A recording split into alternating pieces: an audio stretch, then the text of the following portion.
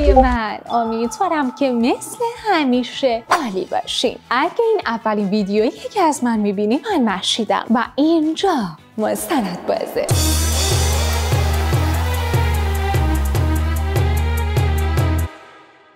اگرم که منو سابسکرایب داشتی، بوس بهت. این گل فرض میکنیم یک گل تقدیم به تابات.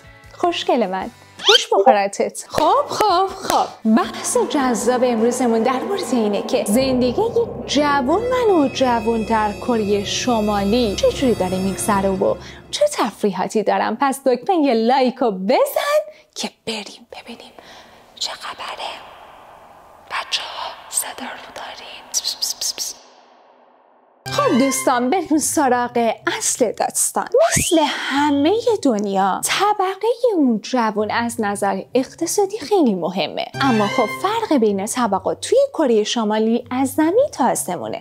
زمین تا آسمونه. یعنی فرزند یک ژنرال نسبت به فرزند یک فردادی خیلی زندگی بهتری داره، البته بهتر از نظر خودشون، چون از نظر ما که فاجعه است. الان بریم جلو کم کم متوجه میشین یعنی چی. بچه‌ها، جوونا و نوجوانا با استفاده از فیلم‌های هالیوودی که به صورت قاچاق وارد کشور میشه میبینن که آقا جوونای کشورهای دیگه چجوری دارن زندگی میکنن، چه میکاپی دارن، چه لباسایی میپوشن و دوست دارن که تقلید بکنن. اما آزادی پوشش و آرایش در اینجا محدوده و حتی اصلاح سرت هم باید طبق قانون انجام میشه که با توجه به این عکسی که دارید میبینین، اصلاح سر آقایون به این مدل محدود و اصلاح سر خانم ها به این مدل محدوده. رنگ لباست هم باید رنگ های سرد و بیروح باشه، کم رنگ، تیره، رنگای مرده. البته جدیدن کیم جونگ اون اومده به جوونا محبت کرده و اجازه داده که رنگای شاد هم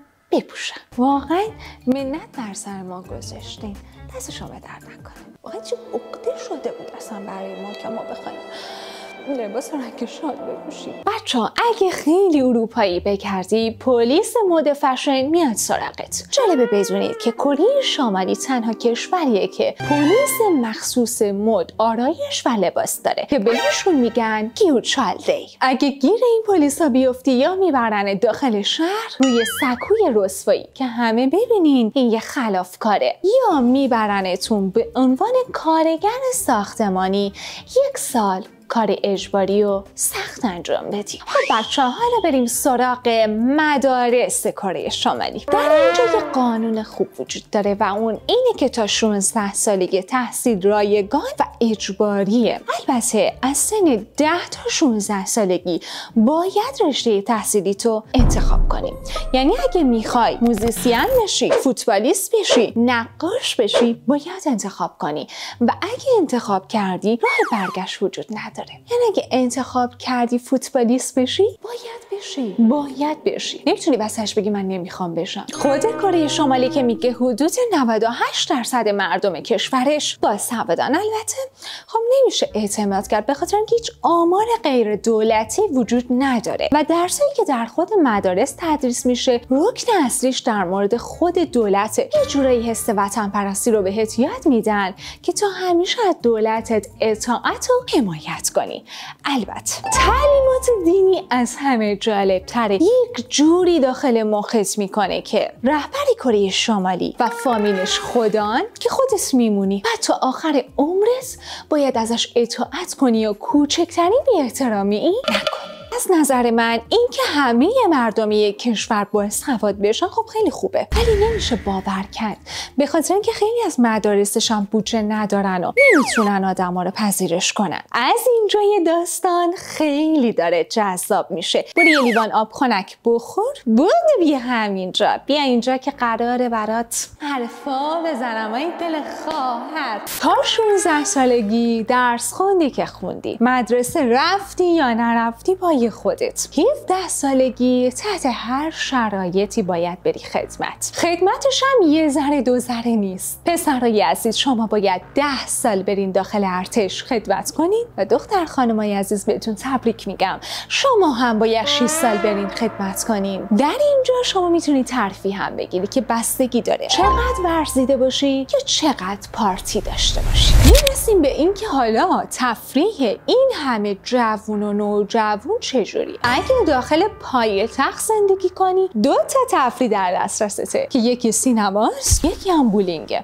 البته برای استفاده از این امکانات و تفریحات فوق لاکچری باید جزء طبقه مرفه جامعه باشی، یعنی حتی اگه جزء طبقه متوسط هم باشی از این دوتا نمیتونی استفاده کنی. حدود 1% جمعیت پایتخت جزء طبقه مرفه و شاید حالا یکم درآمدشون بالاتر باشه، یه پس‌اندازی داشته باشن و بتونن به بچه‌هاشون پول تو جیبی بدن. شاید برات یه چیز ساده‌ای باشه که تو مثلا بابات یا مامانت بهت پول تو جیبی بدن، اما داخل کشوری که میانگین درآمد ماهانه چیزی حدود $10 که الان به دلار ما تقریبا میشه 600,000 تومان، خیلی باید سخت باشه که بتونی به بچه‌ت پول تو جیبی بدی. حالا یه سری کافه هم داخل شهر همون پایتخت وجود داره، یه 3-4 تایی هست که پاتوق همون بچه پولدار است که حالا بتونی بری یه نوشیدنی حالا در حد یه $4 بخوری. $4 میشه مثلا حقوق یه کارگر به صورت ماهانه. خیلی واقعا سخته ها نه؟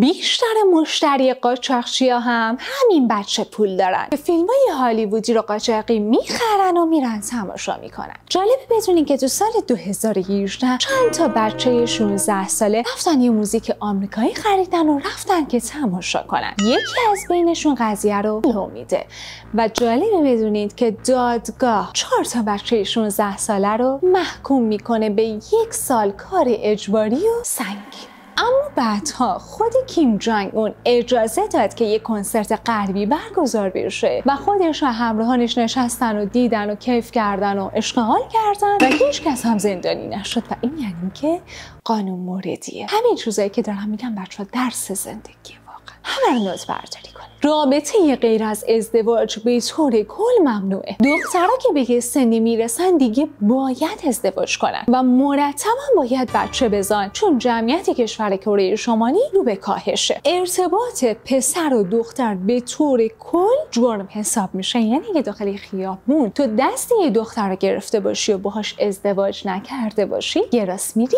زندان آب خنک بخوری. فقط 25% جمعیت کره شمالی موبایل دارن، اونم از این موبایل‌های هوشمند. این موبایل ساده ها بود، نوکیا از اونا. و جالبه بدونید خود خانواده کیم جانگ اون و اطرافیانش همگی آیفون دارن، همگی هم اینترنت پرسرعت دارن. واقعا نمیدونم چی بگم. خب بچه‌ها به آخرش رسیدیم. مرسی که تا اینجا همراه من بودی. امیدوارم که از این ویدیو هم لذت برده باشی. نظرتو حتما زیر برای من کامنت کن، من حتما میخونم و حتما جواب میدم. مراقب خودت و خوشگلیات و مهربونیات باش. هیچ کس لایق تو نیست مگر اون کسی که قدر تو رو میدونه و دلتو نمیشکنه. پس علیکی بی خود الان نشین گریه کن، پشت خودتو جمع جور کن. بودو آفرین، هم با تو هم تو اون پشت. آره پاشو ببینم. ولی اگه داری آخرش هم نگاه میکنی بگی بخوا فردا صبح پاشو. خلاصه که دوستتون دارم و تا ویدیوی بعدی